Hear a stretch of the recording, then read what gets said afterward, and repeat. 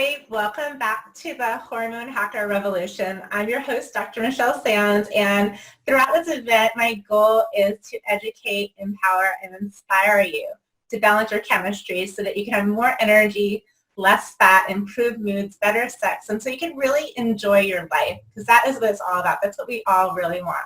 We want to live our best lives.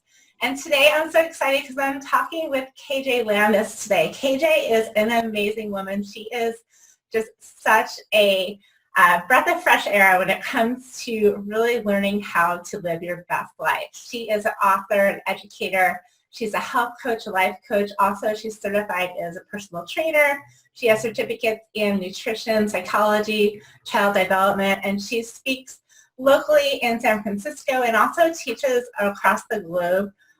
Really teaching people to live a sugar-free and grain-free lifestyle, how to feel better about their bodies and live in their best self. So KJ, thank you so much for being here on the Hormone Hacker Revolution. I'm so excited to speak with you today. Thank you. I appreciate being here, and it's a really grateful moment in my life. Oh, awesome. Well, KJ, today we're going to be talking about hunger hormones. We're going to be talking about like what they are. We have some hormones that help us to know when we're hungry and when we're satisfied, and sometimes they can get a little out of whack throughout our lifestyle and the things that we do to ourselves that can throw them out of whack. And so we're going to talk about how we can make them work for us. But before we get into that, I always like to ask all my guests, can you tell us just a little bit about why you're so passionate about helping people to improve their health and their lifestyle? Well, about 5 years ago, I had a health revolution personally. I lost 50 pounds. Wow, congratulations. Thank you. And I was 47. And after learning how to fat loss, how to control the fat loss, I wanted to learn how to maintain the fat loss. And I began doing research, and I looked into the latest scientific data, and I figured it out. And I had notes. And after all of that, I decided that I needed to help others with those notes. And my husband told me, you better get that box of notes under the bed and do something magical. So I started writing books. I developed a website, and I had my children's help to teach me how to type. Thank God for kids to teach us how to use social media, how to use Facebook, and how to type. Oh, yeah. So it's really passionate for me because I have seen firsthand life changes in my own self and in my family and friends and those that I coach. The mindset is so important. How to get rid of the negative thoughts in your head. And I even bring to workshops something called the negative thought pot, where we write our negative thoughts, put it in the pot, and burn it up. And when you physically see yourself doing that, then you allow a sanctuary and an openness for new thoughts and new ideas and new belief systems to come in. And that made me so passionate. And when I see the results, there's no words that can describe that. Wow, that's amazing. Yeah, so you actually had a background that you grew up in, from a young age, you were modeling. So you always were pretty slim and fit. And what happened? How did you gain that weight? Was it having children or just something bad happened? From age 7 through 12, I was molested by elder family members, and I gained about 40 to 50 pounds in order to try and keep that secret and stifle and make myself unattractive to them. From age 12 to 14, when I finally said no more, I freed myself and I lost the 50 pounds.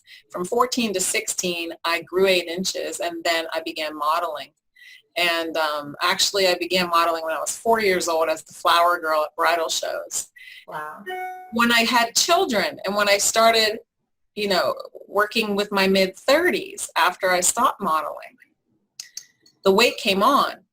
And the weight came on because of my food choices. And in the evenings, I work as a server in a hotel. And when I get mad emotionally, I would go in the back and eat a $40 piece of cheese. I'd be like, I'll show you.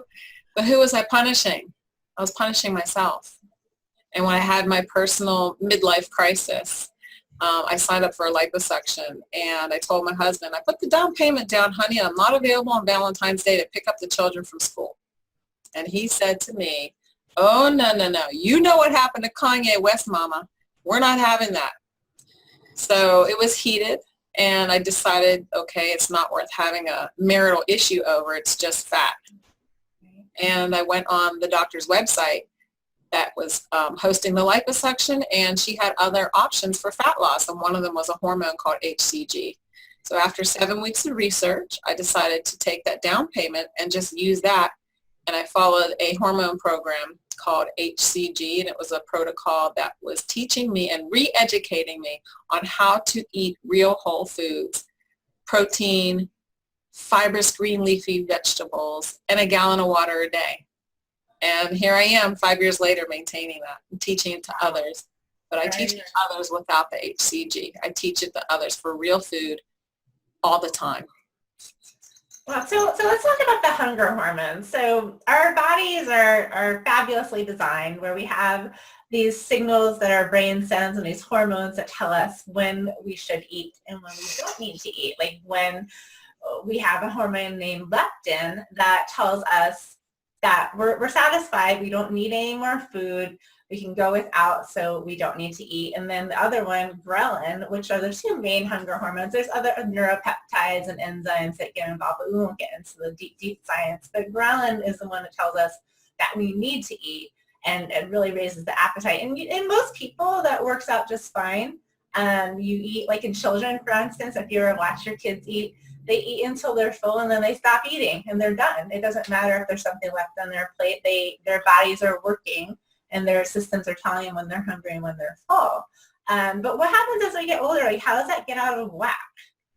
It gets out of whack because when you get older, you get to make your own food choices.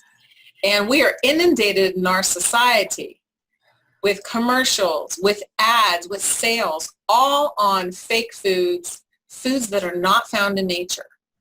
So when we have the opportunity to eat foods that are specifically designed to make leptin stop working properly. So the leptin is created inside the fat cells. So every time you eat, leptin is produced in the fat cells, released, sending messages to the brain. And then the brain says, okay, we're done, we're full, we're happy. But if you're eating Taco Bell, KFC, McDonald's, BJ's Brewery, Frankenfoods, fake foods, foods that are not found in nature, like hot Cheetos. They're hot pink. That's not found in nature. Have I ever found a Cheeto field? I've never picked Cheetos from a Cheeto field. So specifically, the scientists are paid to create additives, chemicals, and preservatives that block our bodies from doing what it's supposed to do. Added to that are all processed foods have high amounts of soy in them. Soy is estrogen dominant, which means that when you eat Triscuit, Chex cereal, Cheetos, Doritos, Twinkies, Oreos, burgers from the 7-Eleven, you're going to have an estrogen dominance in your diet, and that puts all the hormones out of whack. That's how they get man boobs. It's estrogen dominance. Even if they're lean, they may have man boobs, and that's from the estrogen. So one hormone out of balance creates an entire imbalance in the endocrine system. Yeah, that's so true. And it goes further than that with the digestion and liver toxicity and all your systems in the body. Even though we're talking about hormones during this summit, we're really talking about the body as a holistic being, your digestion, your detoxification, your immune system, all these things kind of play together. But I love what you said about these foods aren't even real foods. They're manufactured in a way that it makes you want to eat more. Like, we've all been in front of a bag of chips or a box of candy or cookies that you just start eating and you don't feel full. Like, you just want to keep eating more. Even if you feel the fullness in your stomach, you just want that flavor again. And those are engineered to do that. And so if we're caught in the cycle, I know a lot of us are moms, and a lot of these kids snacky things like goldfish crackers and some of the things that you mentioned as well, those are the very foods that are manufactured to make us keep eating. So how do we break that cycle? You break the cycle, for me personally, number one is with water. If I'm slowly increasing my water over 3 to 4 weeks to a gallon of water a day, and it's hard because you go to the restroom at night for the first few weeks, but after 3 to 4 weeks, if you don't have that gallon of water, and you can add some lemons or cucumbers or apple and cinnamon, if you don't have that water, you will feel like something's wrong. Water allows us to realize whether we're socially and emotionally hungry or whether we're truly hungry. If I've had loads of water all day consistently and I'm still hungry, then that's a true hunger. If I'm socially and emotionally hungry, I'm at the party, but I've already had lunch. Of course I'm going to eat a cupcake, and I can't eat just one. That's really interesting. Like the social and emotional hunger that's so true. Like a lot of times, I know that everyone listening and watching it has found themselves at a lunch meeting or a cocktail hour where you're not hungry. Like you just aren't hungry, but you find yourself eating because it's the thing to do because other people are eating. Or the emotional where it may not even be a bad emotion. Maybe you're watching a scary movie and you're eating with the pace of the movie, or you're stressed or you're thinking about something, you're nervously eating. And I mean, I've been guilty of that myself, but it's very common. And it's pretty difficult to break if you're not really conscious of what you're doing. So I love the water, because it's true, because you will notice that feeling of fullness, right? Yes. Another issue that we can have is we don't eat in the American society enough fiber. Fiber is key in order to regulate your leptin. Leptin responds to fiber because you feel fuller longer. And fat, if you eat healthy fats like avocado, grapeseed oil, coconuts, coconut oil, nuts and seeds, you will feel full longer and satiate and satisfy the leptin levels. Whether you're regulated or whether you're out of balance, it will bring you back to balance. And I'm not talking about taking Metamucil. I'm talking about fiber from vegetables. Vegetables, green leafy vegetables, radishes, leeks, artichokes, spinach, arugula. Those have so much fiber in them. In fact, those are prebiotics, the ones I just mentioned. Leeks, artichokes, artichoke hearts, Jerusalem artichokes, dark leafy bitter greens. They have so much fiber in them that they're called prebiotics. They keep your body full, and they feed the probiotics, which are the bacteria living in your intestines. So you can't eat them, you can't digest them, but the fiber feeds the probiotics living in your intestines, and then you pass it through your body, and it helps with bowel movement. Yeah, and that also helps with carrying some of those recycled estrogens that you talked about earlier out of the body, so it kind of benefits you in many different ways. And if you're eating a lot of fiber in the vegetable sources, which are also very high in water, that you talked about is important, so you're eating water-rich foods, fiber-rich foods, healthy fats, and so you're not going to be eating as much as the starchy carbohydrates and the refined sugars, which have the opposite impact on your leptin levels, correct? They actually can cause leptin levels to go up, which you think you want, but then it causes that resistance that happens. So can you talk a little bit about leptin resistance and what that means? Oh, yes, of course. Leptin resistance is when your fat cells produce the leptin, send the messages to the brain, and the brain ignores the message.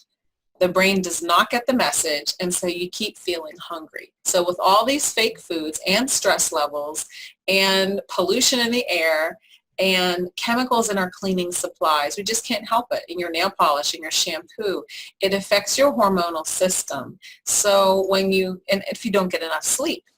And leptin resistance means the body resists listening to the signals from the leptin.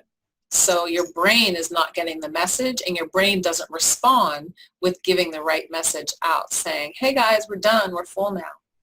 Yeah, and one of the only ways to combat that is to lose weight, right? To reduce the number of fat cells that you have and stop eating so much of the foods that are causing that phenomenon to happen. So shifting over from starchy refined sugars, carbohydrates over to some lean proteins, grass-fed meats, healthy fats and fiber. That seems like one of the ideal things to do. But one of the other things you mentioned there was sleep. So sleep, I think, is super important and often overlooked by many people. Can you talk a little bit why sleep is so important? Well, there's an old saying, I can sleep when I'm dead. Especially people in college say that because they study so much and they're cramming and they're stressed out. And, if you don't get enough sleep, and I want to talk about ghrelin related to sleep as well.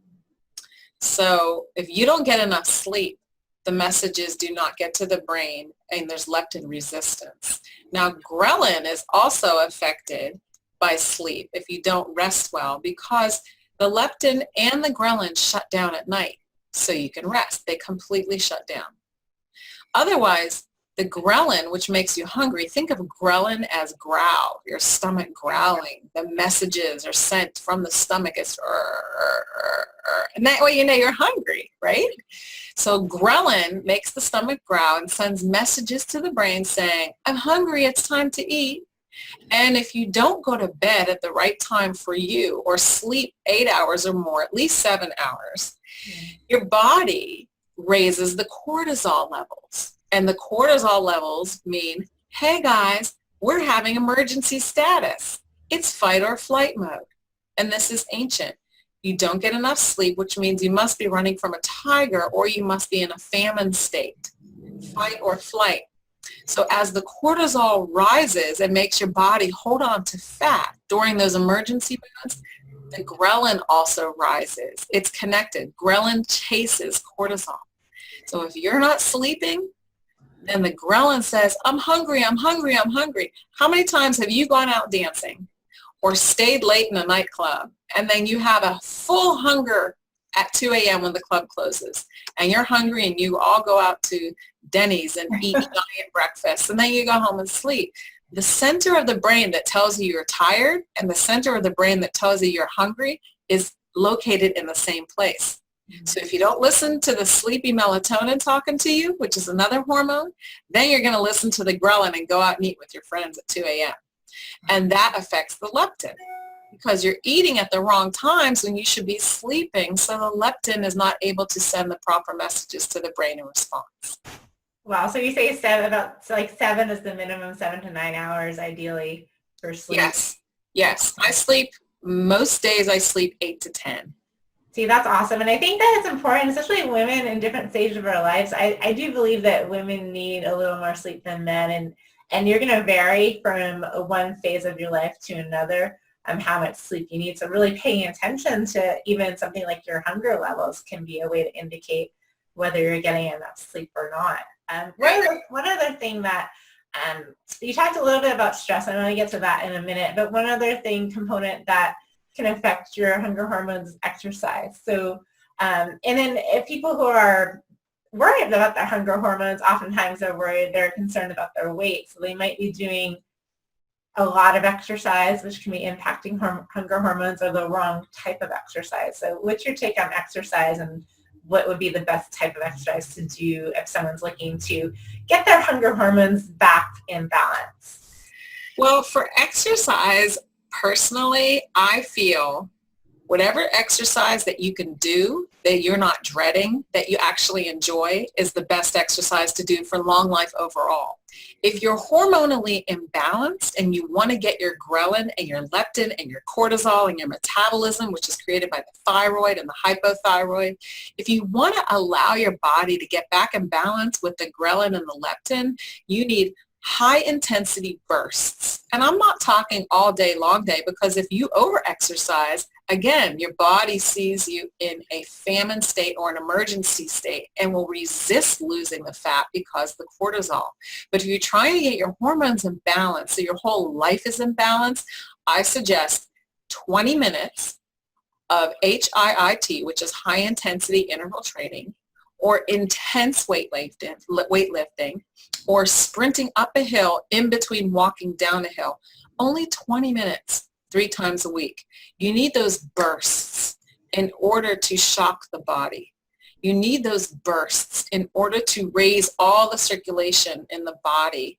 And hey, wake up, it wakes up. And they found in studies in Harvard, they found clinical studies that say, yes, this works. And it's not a lot of exercise. It's just enough to wake up the body and put it in balance once again. So the three components that are important for all health, and especially hormonal health, which affects the rest of your life, right? All facets of your life are affected by your hormones. To get the ghrelin and the leptin in balance and communicating properly to the brain, and for the brain to receive those communications, you need proper movement, you need proper rest, and you need proper fuel. Yeah. And that sounds like the recipe for all of my health and wellness coaching, right? All your fat loss and diet loss. I was going to comment that, you know, we've been talking about different hormones and different hormonal imbalances throughout this event with different experts, with all different backgrounds, different types of doctors and researchers and scientists and nutritionists. And the theme keeps coming back to a lot of the same basic tenets, you know, the burst training, the sleep, the nutrition, eating the whole clean foods, the fiber and the fat. You know, a lot of these things, if you guys are taking notes, if you've been watching each day, you're going to notice, wow, that I'm hearing a lot of the reoccurring themes. And I love that because it's really bringing home that it doesn't have to be so confusing. You can actually do so much with these few lifestyle changes that are very easy to implement, but they're not easy, but they're simple. You know, like it does take determination, it does take focus, it does take practice, and you know, sometimes you're not going to get it 100% right, but it helps if you have a community around you. It helps if you have people to talk to you about it and the guidance to help get you through it. I think it's really important for folks to understand building a tribe of support is crucial in any lifestyle change. If I wanted a new career, say I wanted to become a hairdresser, I would surround myself with hairdressers, and then I would go to hairdressing school, and I would ask questions of those who know more of me. I would beg for a mentor. And those are the sorts of things that we need in the health and wellness community. Real food heals. It's not so difficult once you have a tribe of support, and they're your cheerleaders. Exactly. You know, it's so true. You know, we do that. We get mentors in so many areas of our lives, and then when it comes to like our bodies, which are one of the most important things, we often try to go it alone. And that's where you need that community, especially as women. I think we do so much better. And it's not just what I think, but actually there's studies that show that women who embark on health journeys with a group have much better outcomes than those who do it alone. And I think that's so key. I go hiking at least once a week, and on the uphill, if we do a city hike, we'll do stairs hike, all the stairs of San Francisco. Wow. And I counted last week, and the Filbert Street stairs from the bottom to the top was over 300. So that was my burst training. Nice. 300 stairs, bucka, bucka, bucka, bucka, bucka, do it. And I feel like just walking up the street in San Francisco could be burst training, right? Yes. And then we did it for 2 hours and 12 minutes, just walking up those stairs was the burst training, and then walking up or down hills was the rest part, and then finding another set of stairs that's going to just completely exhaust you. You want exhaustive moments, and it may only take 2 minutes, but it might feel like I've climbed Mount Everest, yay! And the confidence, the self-confidence you get once the health is in balance and your hormones are in balance, the self-confidence in your body and in your brain will just show itself with how you carry yourself, how you speak, how you encounter, and the energy that you have in order to give to others. Once I found my own personal health, I was able to give a lot more energy and love and support to other people around me without resentment.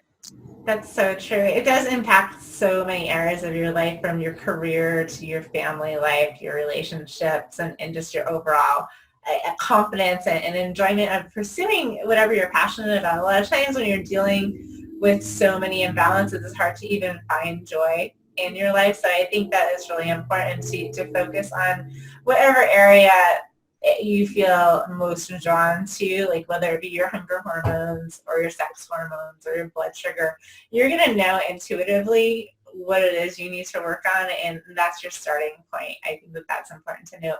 So KJ, you do have a couple books out. You have a new book that you just released. Can you talk a little bit about that and tell people where they can get it? Yeah, the book is called Happy, Healthy You, Your Total Wellness Toolkit for Renewing Body, Soul, and Mind. In this book, there are stories of people that I have helped, how they have not just survived an extreme trauma like sexual abuse like I have experienced, but how they have thrived through tsunamis, through wars, through viewing somebody being violently killed, and how that affected their health and their life and their emotional state.